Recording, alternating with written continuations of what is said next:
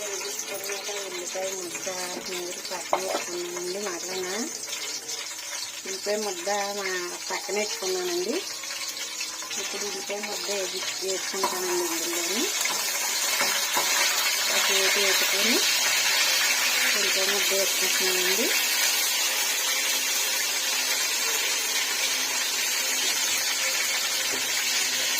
ఇది బాగా వేగనిస్తానండి. బాగా వేగిన తర్వాత రొయ్యలు కడిగి పక్కన పెట్టుకున్నానండి.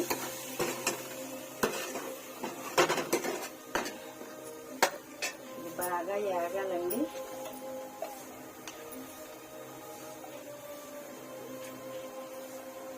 సరిపోతుందండి, అది కూడా వెళ్ళిపోద్దండి. సరిపోతుంది. బాగా వేగాలండి, బాగా మగ్గనివ్వాలండి, పచ్చివాసన పోకుండా.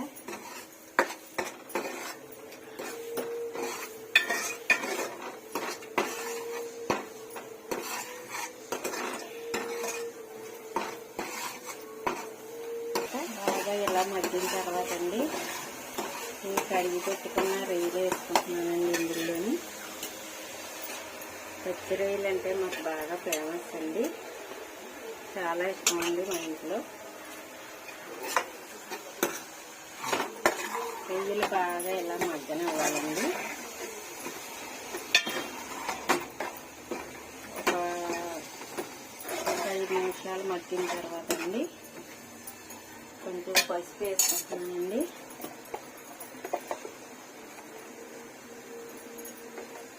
పసుపు ఎక్కువ వాడతామండి మేము. పసుపు ఎక్కువ వేసుకుంటున్నామండి కొంచెం. తర్వాత అండి ఇలా కలిపానండి నేను. పచ్చగా బాగుంది కదండి కూర.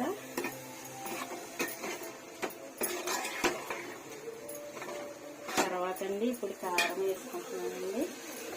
కారం స్పూన్ లెక్క కాదండి, నాకు వద్దానికి వేసుకుంటాను. నేను కారం ఎక్కువ తింటానండి.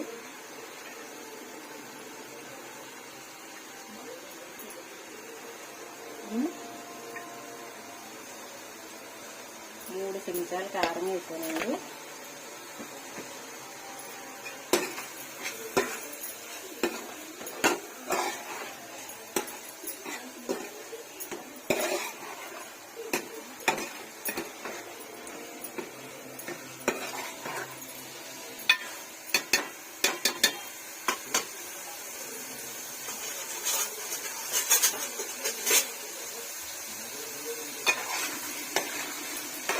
కలుపుకున్నానండి దీన్ని, కారం బాగా పట్టేలాగా. చాలా ఎర్రగా బాగున్నాయి కదండి రొయ్యలు. మరి మీరు కూడా ఇలాగ వండుకోండి, చాలా టేస్ట్గా బాగుంటుందండి. ఇప్పుడు ఉప్పు వేస్తున్నానండి, కల్లుప్పు.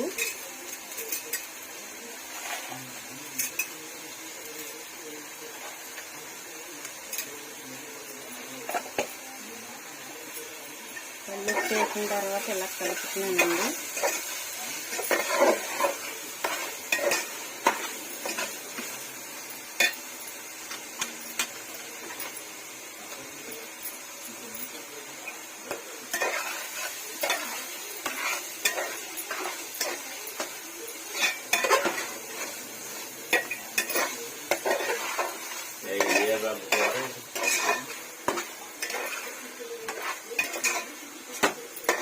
కల్లుప్పు వేసిన తర్వాత ఇలా కలుపుతున్నానండి.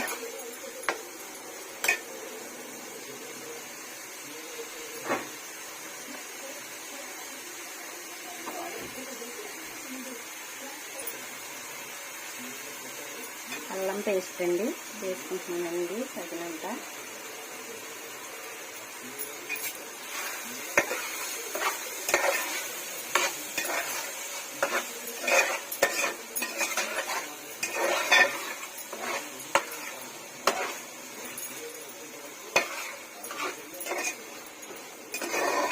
అల్లం పేస్ట్ ఫ్రిడ్జ్లో పెట్టుకున్నానండి, గడ్డ కట్టేసింది. కరిగేదాకా కొద్దిగా టైం పడితే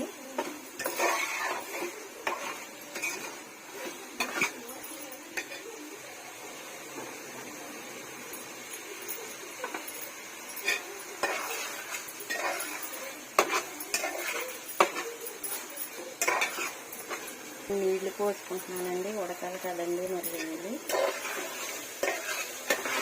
ఇందుకు నీళ్లు పోసుకుంటున్నానండి. కలర్ చాలా బాగుంది కదండి కూర. శుభ్రంగా ఉడికిన తర్వాత అండి అప్పుడు మసాలా వేస్తానండి.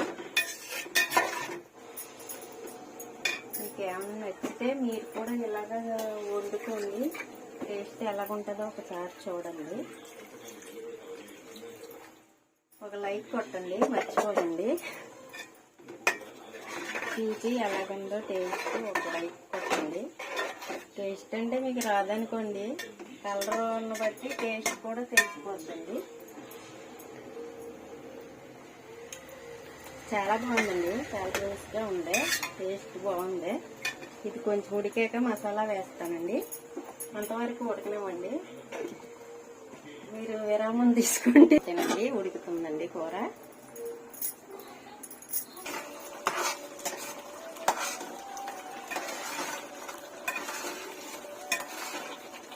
ఇప్పుడు బాగా దగ్గరికి ఉడికిందండి. ఇప్పుడు మసాలా వేసుకుంటున్నానండి. నూరుగు ముద్ద వేసుకుంటానండి. అయితే నేను ఈరోజు నూరుకోలేదండి. ప్యాకెట్ మసాలా, గరం మసాలా వేస్తున్నానండి.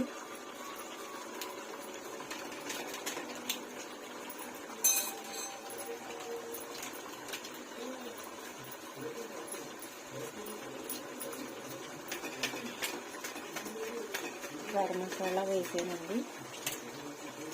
ఇప్పుడు బాగా కలిపానండి. కలిపిన తర్వాత మూత పెడతానండి. మూత పెట్టిన తర్వాత కొంచెం ఉడికాక అప్పుడు స్టవ్ ఆఫ్ చేస్తానండి. కొంచెం అలా మగ్గాలండి కూర. బాగా దగ్గర పడ్డదండి. దగ్గర పడ్డాక ఇప్పుడు కొత్తిమీర వేసుకుంటున్నానండి. నేను కడిగి పెట్టుకున్న కొత్తిమీర పైన ఇలా జల్లుతున్నానండి. ఎందుకంటే సువాసన వస్తుంది, కూర బాగుంటుంది, రుచిగా టేస్ట్ అండి. కొత్తిమీర ఎక్కువ వేసుకుంటున్నానండి నేను. కొంతమంది లైట్గా వేసుకుంటారని నేను ఒత్తిగా వేసుకుంటున్నాను. ఇప్పుడు స్టవ్ ఆఫ్ చేసేస్తున్నానండి. రేగి కూర అండి ఇది. పచ్చి